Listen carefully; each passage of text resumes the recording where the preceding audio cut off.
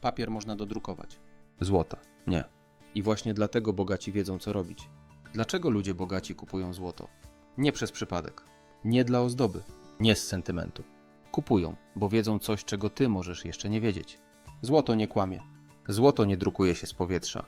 Złoto nie znika z konta, gdy system mówi błąd. Złoto to fundament. Nie trend. Nie moda. Tylko twardy, fizyczny dowód, że coś realnego stoi za twoim majątkiem. A papier? Papier płonie. Papier traci wartość. Papier zależy od decyzji kogoś, kogo nawet nie znasz. Ile razy słyszałeś, że wszystko jest pod kontrolą, a potem inflacja zjadała ci połowę oszczędności? Złoto nie potrzebuje zapewnień. Złoto po prostu jest. Banki upadają. Systemy się resetują. Cyfrowe waluty wchodzą na scenę. Ale złoto? Złoto przeżyło cesarzy, wojny, kryzysy i rewolucje.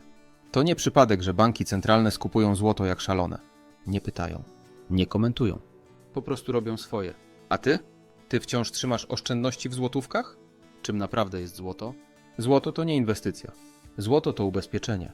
To jak pas bezpieczeństwa w samochodzie. Nie cieszysz się, że go masz. Ale jak przychodzi zderzenie, ratuje życie. Złoto nie daje procentów. Nie obiecuje zysków. Ale daje coś więcej.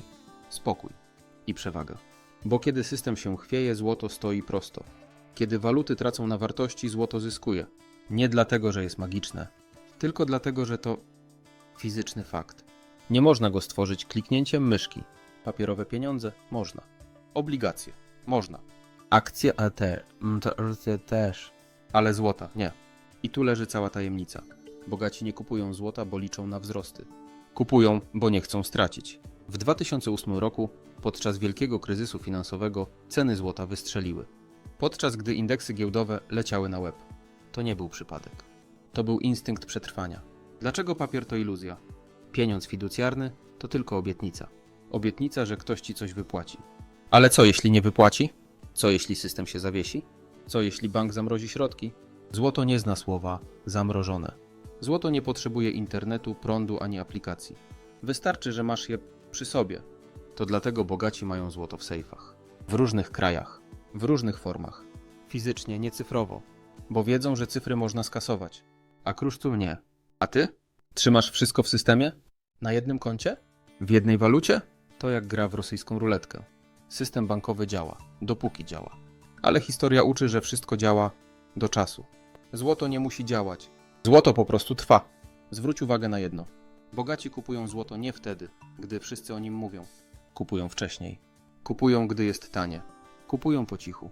Wiesz, co się dzieje, gdy media zaczynają krzyczeć złoto rośnie. To znaczy, że elity już kupiły i teraz czekają, aż ty dołączysz na górce. Złoto to gra wyprzedzająca.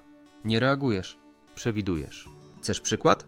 W 2020 roku, gdy cały świat patrzył na pandemię, banki centralne skupiły rekordowe ilości złota. Nie pytali o zdanie.